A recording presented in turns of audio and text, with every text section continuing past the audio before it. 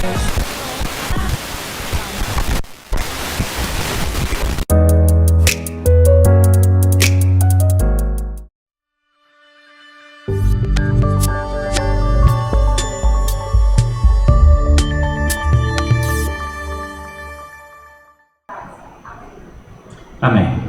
Boa noite, irmãos, a paz do Senhor Jesus. Abra sua Bíblia em Êxodo, capítulo 3. Eu quero dar alguns avisos. O primeiro aviso é que amanhã não haverá culto da mocidade aqui na igreja, porque haverá um casamento aqui. Uma irmã da igreja adventista do sétimo dia vai estar se casando aqui amanhã. Então amanhã os jovens estarão lá na primeira igreja batista, igreja do pastor Charles, num culto do encontro da juventude evangélica de Bocaiúva. Como é que chama? Seja Juventude Evangélica de Bocaiúva vai estar se reunindo lá na igreja do pastor Charles. Quem vai estar dirigindo o louvor é o Tom Christian, lá de Montes Claros. E haverá uma festa lá, uma celebração para todos os jovens das igrejas evangélicas, do Conselho de Igrejas e Pastores. Então todos os jovens devem estar lá amanhã às 7h30 da noite. Domingo é a Escola Bíblica Dominical, amém? Então 9 horas nós esperamos você aqui para a Escola Bíblica Dominical. E domingo à noite a Ceia do Senhor, é um dia especial para nós. É um dia que você deve vir preparado para que o Senhor de alguma forma especial fale com você, amém? Então domingo à noite às 7h30 nós aguardamos você aqui. Eu tenho mais algum aviso, Elaine? Não? Acabaram os avisos? As primícias é domingo agora? Então nós costumamos levantar, irmãos, todo segundo domingo do mês exato, nós costumamos levantar cestas básicas para ajudar algumas famílias que nos procuram, e nós as ajudamos por algum tempo, e alguns por muito tempo, outros por menos tempo. Mas são famílias muito necessitadas, muito carentes, e a gente tenta ajudar de alguma forma. Uma das maneiras que nós temos para socorrer essas pessoas é levantando cestas básicas. Na realidade, nós levantamos cestas básicas, mas algumas pessoas também dão dinheiro. Não é isso, Cláudia? E às vezes as pessoas são socorridas numa conta de luz, numa conta de água. São pessoas muito simples mesmo, de vida muito difícil. E eu acho que a igreja tem esse papel social de socorrer as pessoas. Então, se você tem um coração nisso também, gostaria de ajudar alguém, sabe da dificuldade de alguém, então procure a igreja, dê a sua oferta, traga domingo à noite um mantimento não perecível, que não seja nem sal e nem fubá, né? Porque ninguém vive de sal e fubá, irmão. Então traga algum mantimento não perecível. Alguns irmãos têm feito uma coisa muito interessante, porque alguns dizem assim: pastor, eu também não posso dar um pacote de arroz fechado.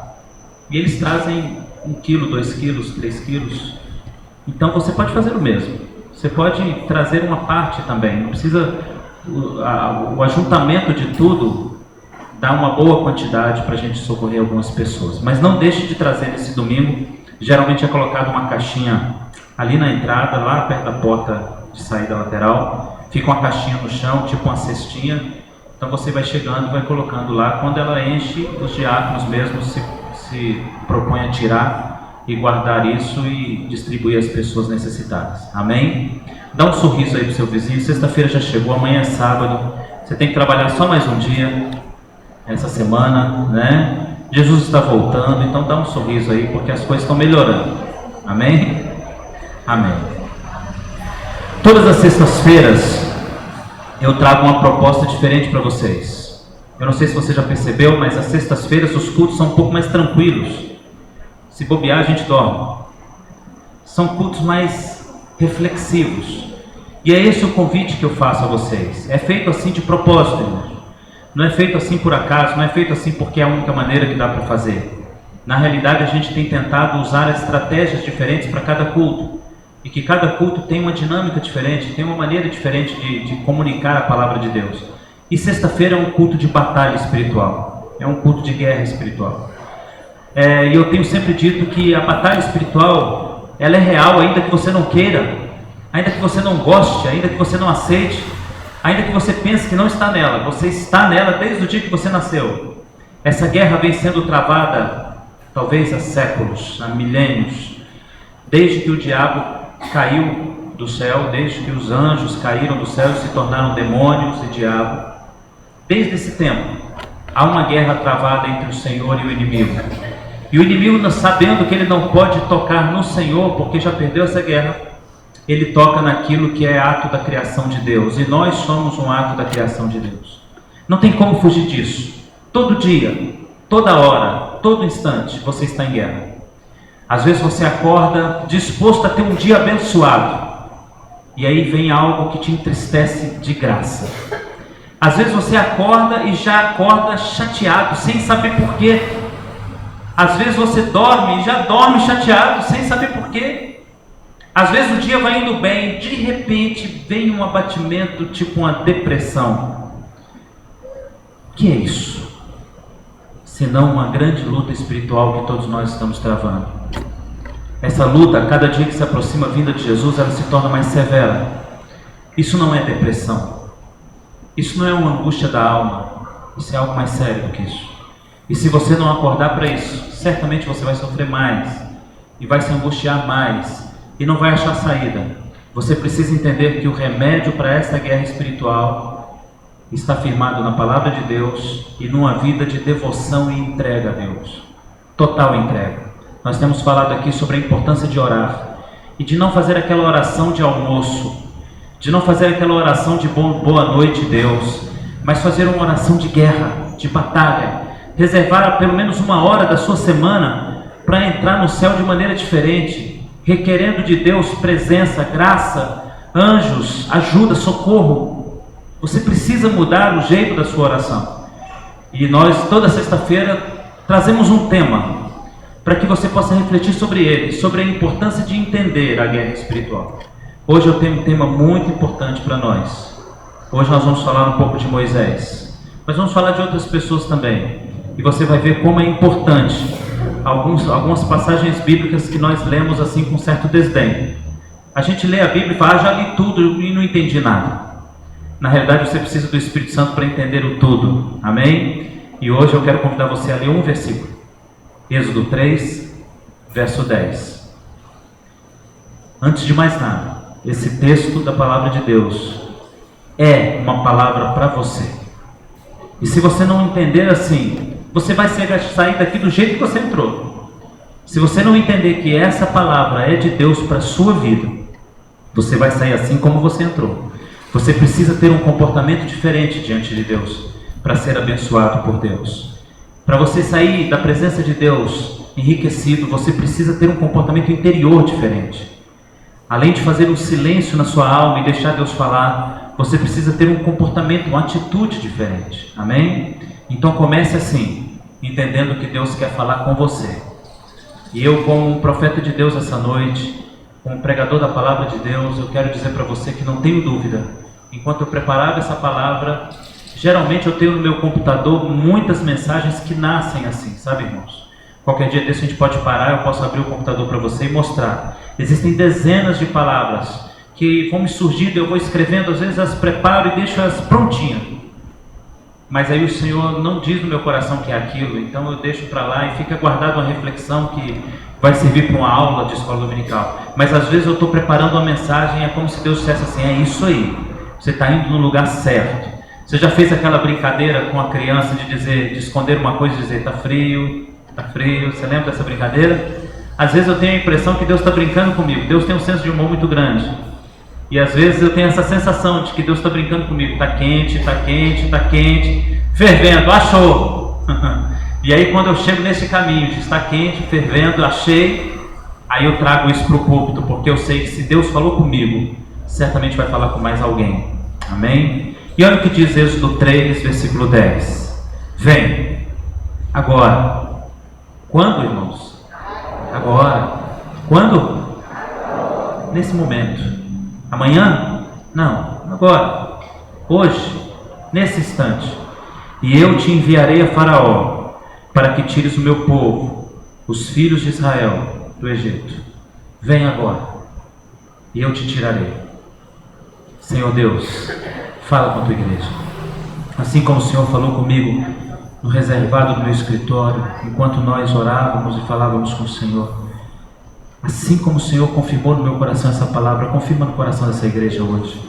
Confirma no coração daquele que vai ouvir essa palavra, de maneira, ó Deus, que essa palavra possa produzir algo poderoso na vida dessas pessoas, que elas possam sair daqui entendendo que verdadeiramente o Senhor deixou o céu por alguns instantes e esteve em Bocaiúva conosco. Eu sei que o Senhor faz isso, mas eles precisam crer que o Senhor faz. Então faz de uma maneira diferente hoje. Confirma essa palavra em nossas almas, em nome de Jesus. Amém. Amém. Diz um amém mais forte hoje. Amém. Amém. A história de Moisés, ela é uma história, para mim, empolgante. Empolgante. Geralmente, quando se conta a história de velho, não empolga muito a gente. A gente se reúne com as famílias e a gente se assenta para ouvir as pessoas, e quando os velhos começam a contar suas histórias, a gente acha que a coisa está um pouco maçante, as histórias deles não são tão boas. Mas quando a gente ouve a história desse velho chamado Moisés, a história dele é empolgante. Ele é um personagem motivador. Ele é um personagem que se destaca. Não é à toa que Moisés é considerado uma referência, uma bandeira para o seu povo de Israel até os dias de hoje. Já se passaram 3.600 anos da vida desse homem e ele ainda é uma referência muito forte em Israel. Chegando a Israel, você percebe que o povo de Israel carrega o nome dele como uma bandeira de vitória, é uma coisa extraordinária. Moisés é um personagem extraordinário e empolgante. Mas eu me pergunto às vezes se você conhece a história de Moisés de fato, ou se você apenas é um crente que ouviu falar da história de Moisés. E como eu tenho a impressão que às vezes nós só conhecemos Moisés de ouvir falar, hoje eu quero trazer mais um detalhe da história maravilhosa desse homem. Moisés foi um camarada que liderou uma empreitada de libertação político-religiosa sem precedentes. Quando a gente fala de Moisés tirando o povo de Israel do Egito, a gente não tem muita ideia disso, porque nós imaginamos um minguado de pessoas e uma situação muito milagrosa. Deus mandou sinais e o faraó se convenceu pelos sinais, e aquele povinho minguado saiu ali caminhando, 300, 400, 500 pessoas, e Moisés tirou aquele povo do Egito. Mas não foi assim. Na realidade, ele liderou uma empreitada poderosa de libertação política jamais assistida em toda a história da humanidade. Moisés tirou do Egito simplesmente toda a mão de obra escrava de uma só vez. Ele tirou 3.200.000 pessoas do serviço escravo. Ele acabou com o poder financeiro do Egito da noite para o dia. Imagina você, alguém chegando numa nação e tirando toda a mão de obra empregada de uma só vez. E ele entrando politicamente e agindo com força política. Ele retira de uma só vez, de uma nação, todo o povo que dava lucro para esta nação de uma só vez. Moisés não fez isso de maneira fácil, como a gente imagina. Ele travou uma batalha político-religiosa muito grande. Ele tinha ali adversários políticos e ele tinha adversários religiosos muito poderosos. Faraó era o adversário político de maior renome da história antiga nos seus dias. Não havia ninguém mais poderoso do que Faraó. Era como se ele estivesse enfrentando o presidente dos Estados Unidos. Mas também não havia uma nação tão poderosa como o Egito. É como se ele estivesse enfrentando a nação americana, sem armas, sem nada, apenas com fé e com o coração entregue em Deus e com confiança de que Deus daria a ele a vitória. Foram travadas semanas intensas de batalha política entre Faraó e Moisés, e semanas intensas de batalha religiosa entre Deus e os deuses do Egito. Moisés precisava provar ao Faraó que ele tinha conhecimento de causa para politicamente libertar o seu povo, e ele tinha que mostrar religiosamente aos deuses do Egito que o Deus que ele servia era maior. Foram 90 dias de batalha intensa, de guerra intensa, de conversas intensas, de debates intensos e de poder intenso de Deus agindo no Egito. 90 dias, para ser mais preciso, do dia 7 de fevereiro de 1463 até o dia 15 de abril de 1463. 90 dias de intensa batalha político-religiosa para que Israel saísse do Egito libertado de uma só vez. Muitas vezes nós não temos noção do que foi isso. Mas se você hoje ligar sua televisão e assistir um pouquinho do que está acontecendo na Ucrânia, você vai ter uma ideia parcial do que foi isso. Recentemente a Crimeia, que é uma ilha da Ucrânia, foi retomada pela Rússia e os movimentos políticos começaram a acontecer. Brigas, bombas, políticos entrando no tapa dentro do parlamento e o povo indo para a rua e fazendo manifestações. É exatamente essa imagem que você tem que ver do Egito nos dias de Moisés, quando ele disse a Faraó: eu vou tirar 3 milhões da sua mão de obra, eu vou levar sua mão de obra escrava e vocês vão ter que trabalhar e pagar salário para o seu povo, porque o meu povo não vai mais trabalhar para vocês. Certamente houve muita pressão sobre o Faraó, manifestações na porta do palácio, passeatas, carreatas, manifestações públicas, pedras atiradas sobre o Faraó e sobre o seu palácio, porque era uma multidão que sabia que se perdesse os seus escravos, eles iriam entrar em bancarrota. O país quebrava e eles empobreceriam, porque aqueles escravos eram a única fonte de lucro. Eram 3 milhões de pessoas trabalhando para eles com mão de obra grátis. Você deve imaginar um conflito semelhante ao conflito da Ucrânia, semelhante ao que está acontecendo no nosso país, com o povo querendo que as passagens abaixem. Manifestações públicas, pressão política, pressão religiosa. De um lado, o Faraó sendo pressionado pelo povo para não libertar os 3 milhões. Do outro lado, os sacerdotes pressionando o Faraó, dizendo: os nossos deuses são mais fortes do que o Deus desse camarada. Moisés apresentava suas argumentações e Faraó as suas. Deus apresentava as suas argumentações e os deuses do Egito as suas argumentações. Moisés apresentava o seu poder e os sacerdotes apresentavam dele. 90 dias intensos, sem um minuto para respirar. Aí Moisés consegue libertar os 3 milhões. Está entendendo a história? Quebradeira no Egito. Faraó volta frustrado, vaiado, e o povo agora não sabe como reconstruir o seu mundo. Mas lá na frente ficou Moisés, do outro lado do Mar Vermelho, no deserto, com 3 milhões de pessoas famintas e sedentas. Agora você vai imaginar essa cena acontecendo com Moisés. Manifestações, passeatas, queremos água, queremos comida, queremos voltar para o Egito. E todo dia Moisés enfrentava uma passeata diferente. Era o grupinho que queria frango, era o grupinho que queria batata, era o grupinho que queria água fresca, estava cansada daquela água insalubra da chuva. Está entendendo isso?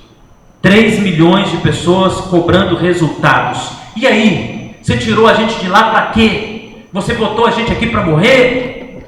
3 milhões de pessoas pressionando um governante. Deserto do Sinai. Calor de dia de 55 graus. Frio à noite de -5, -7. E o povo cobrando. Estamos com calor, agora estamos com frio. Resolve isso, Moisés. Nós não temos casa, nós não temos moradia, nós não temos cidade, nós não temos país, e você nos tirou de lá para a gente morrer aqui? Nós estamos falando, irmãos, de problemas políticos de alto grau. Você está entendendo isso? Amém? Quem está entendendo, levante a mão. Amém. O que Moisés enfrentou no Egito levaria qualquer Estados Unidos a quebrar, deixaria qualquer Barack Obama doido. E o que Moisés enfrentou no deserto enlouqueceria qualquer Putin que governa a Rússia. Era crise que durou 40 anos. Está entendendo isso?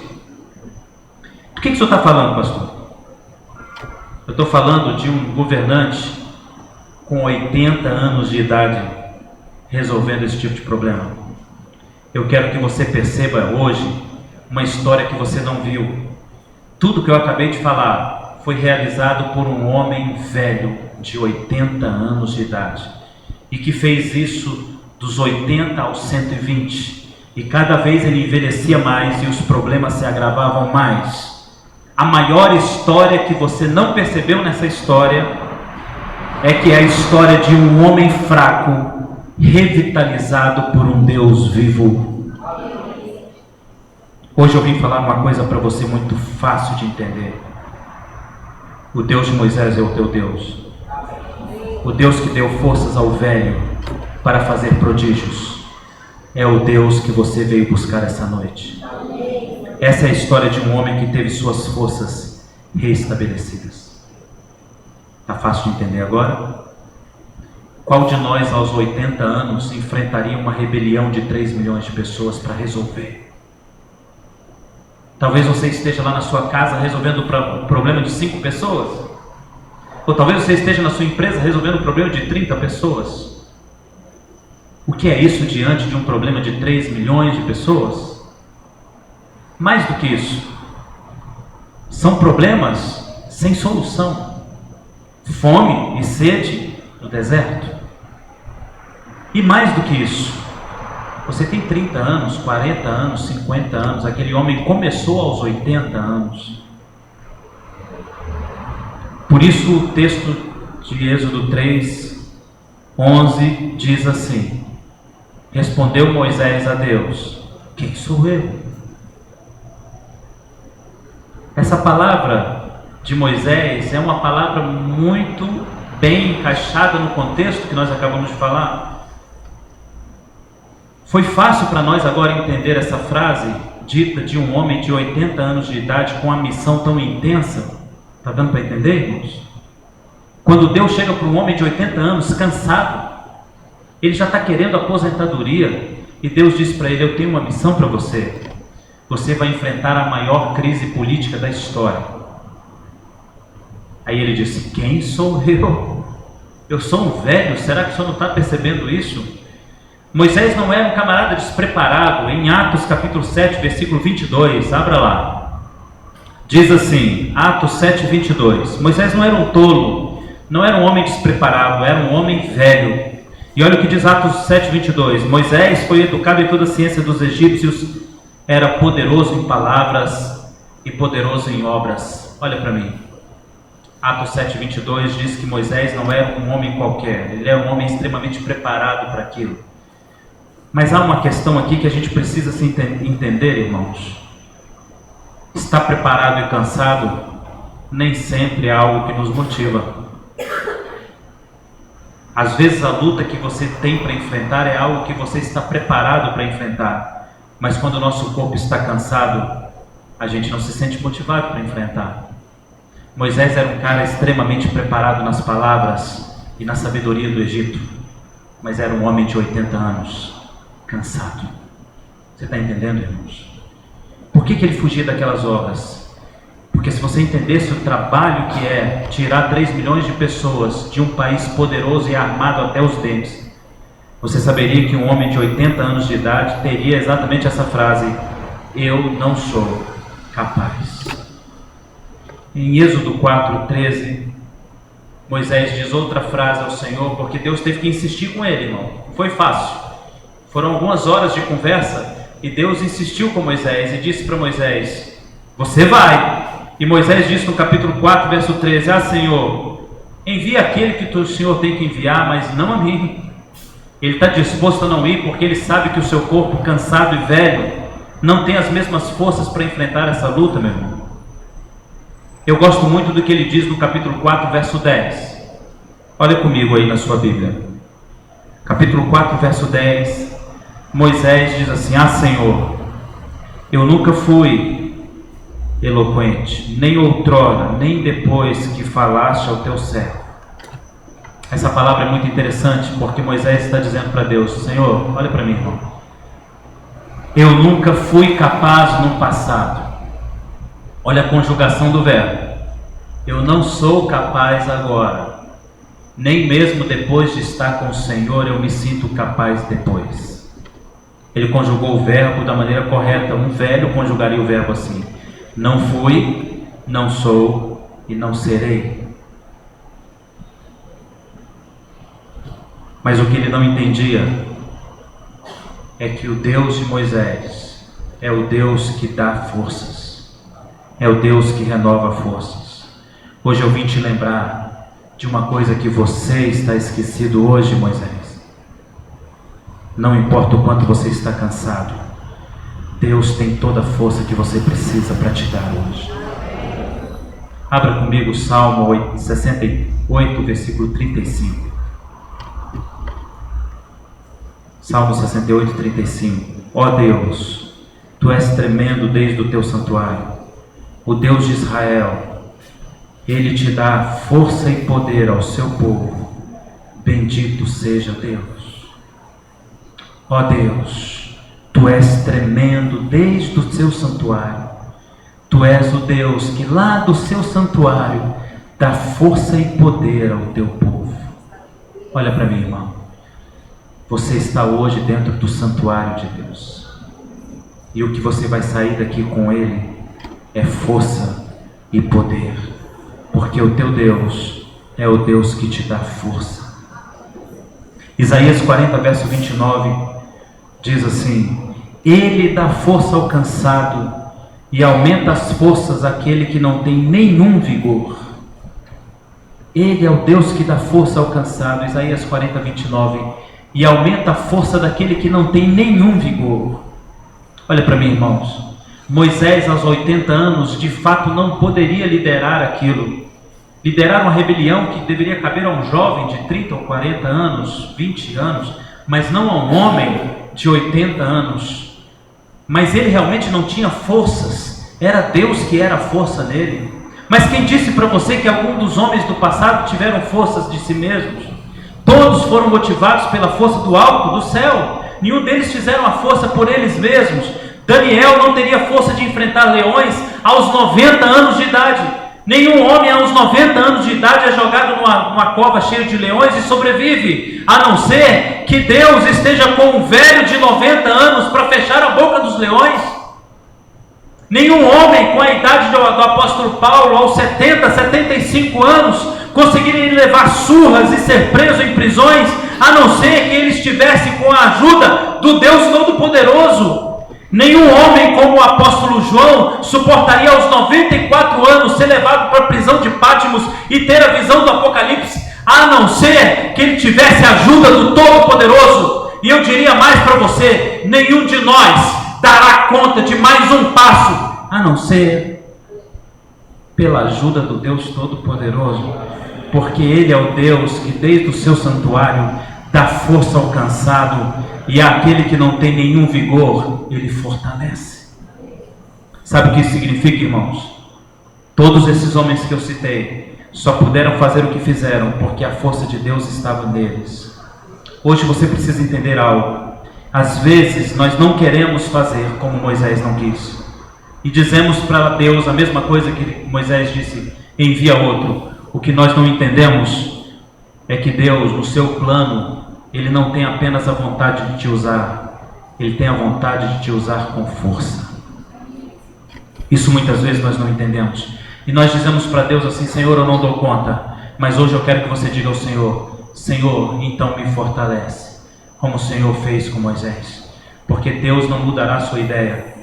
Às vezes nós não entendemos o projeto de Deus e pedimos até a morte, como Elias pediu a morte. Em 1 Reis, capítulo 19, verso 4, diz assim: Elias entrou no deserto no caminho de um dia, se sentou debaixo de um zimbro e pediu a morte, e disse: basta, Senhor, não sou diferente dos meus pais, não sou melhor do que os meus pais, eu prefiro a morte. 1 Reis 19, 4. É exatamente isso que o cansaço provoca em nós. Elias havia passado alguns dias à margem do rio Querite, e ele bebia água fresca, e ele tinha comida trazida pelos corvos e trazida pelos anjos de Deus todo dia. E quando a gente está nessa situação, a gente não quer reclamar. Quando ele saiu da beira do rio Querite, na realidade ele fez fogo cair do céu. Ele parou a chuva por algum tempo, ele fez fogo cair do céu, e ele correu atrás de 450 profetas de Baal. Mas depois que ele estava cansado, o velho Elias disse: eu quero morrer. Quando a gente está cansado, a luta é grande demais para nós. E às vezes nós nos sentimos assim. Quando nós sabemos a nossa exata força e o tamanho do desafio, quando nós sabemos o exato tamanho da luta e o tamanho do inimigo, nós temos a tendência de nos enfraquecer e nos abater. Mas sabe o que me surpreende em toda a história bíblica como a de Moisés, irmãos? A maneira como Deus trabalha. Diz a Bíblia em 1 Reis 19, 5: Deus fez Elias dormir. Dormir. O camarada que queria a morte, Deus fez ele dormir. Deus deu a Elias, não sei se você percebeu o que Deus está dizendo, depois dele gritar a morte: não dou conta, não vou dar conta, Senhor, é luta demais para mim, é uma tarefa alta demais para mim, eu não vou suportar isso. A Bíblia diz que Deus deu sono a Elias, deu a capacidade de descansar. Esse mesmo Deus de Elias é o Deus que você veio buscar aqui essa noite. E você que está se sentindo incansável, morto, não dá mais. Esse Deus tem o poder de te dar descanso e paz, porque Ele faz isso comumente, irmãos. A palavra de Deus nos conta a história do apóstolo Pedro. Pedro estava sendo angustiado pela perseguição à igreja. Já haviam matado há algum tempo atrás o seu companheiro de ministério, Tiago, e ele estava preso em alto estresse, ameaçado de morte. Mas diz a palavra de Deus que lá na prisão Pedro dormiu. O Deus que deu sono a Elias na luta é o Deus que deu descanso a Pedro na prisão. A palavra de Deus diz que Paulo e Silas, atormentados por muito sofrimento, foram jogados no calabouço, mas eles conseguiram dormir. E mais do que dormir, antes de dormir eles conseguiram cantar. Este é o Deus que você vem buscar hoje. A palavra de Deus diz que Daniel foi jogado na cova dos leões em alta madrugada, e a palavra de Deus diz que ele teve todo aquele momento cercado pelos leões, ele teve forças para suportar aquele momento aos 94 anos de idade. Eu quero dizer uma palavra que Deus colocou no meu coração para dizer aqui, talvez você entenda melhor do que eu. Eu vou dizer apenas o que Deus me disse: você vai encontrar descanso. Você vai ter descanso, porque Deus que você veio buscar aqui essa noite te dará descanso. Você sabe que o que eu entendo aqui, irmãos? Moisés não conhecia Deus tanto como ele achava, assim como Jó não conhecia Deus tanto como achava na sua luta. Deus pode realizar na vida do homem mais do que um homem cansado pode imaginar, irmãos. E se você se mantiver fiel a Deus, você vai descobrir o que Moisés descobriu. Você vai fazer o impossível. Amém? Um homem velho sendo chamado, um homem cansado reconhecendo sua fraqueza, disse: não posso. O Deus poderoso disse: pode. O homem cansado obedeceu e foi. O velho cansado ainda sobreviveu 40 anos e fez sinais e maravilhas que ele nunca imaginaria fazer aos 80.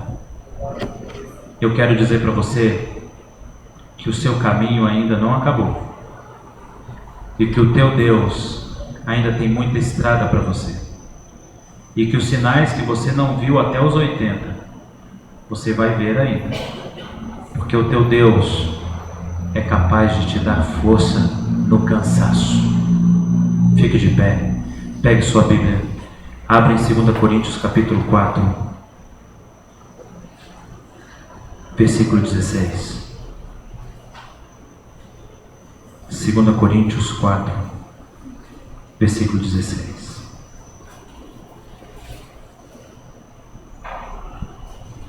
Por isso não desfalecemos, mas ainda que o nosso homem exterior esteja consumido, o interior contudo se renova de dia em dia.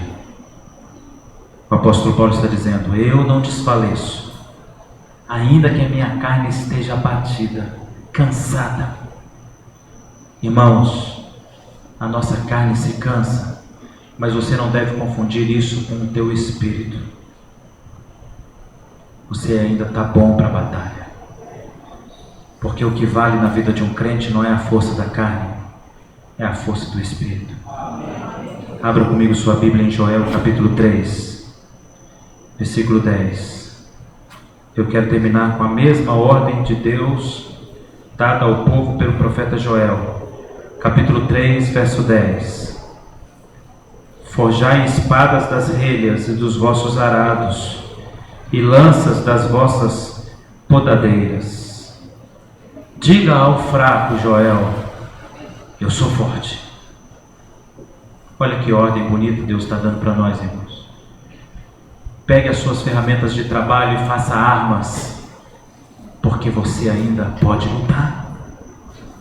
Joel, diga ao povo que se sente fraco: você é forte. Gostaria que você dissesse isso para 2 pessoas. Você é forte.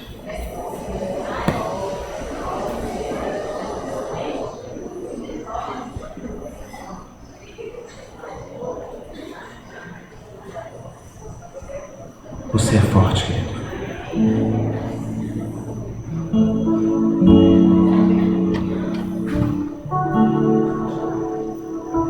Vamos dizer isso de novo para nós mesmos?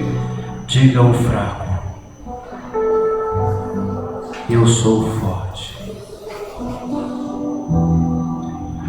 Deus às vezes faz coisas meio engraçadas e estranhas, mas eu já entendi o jeito de Deus trabalhar e eu não questiono mais.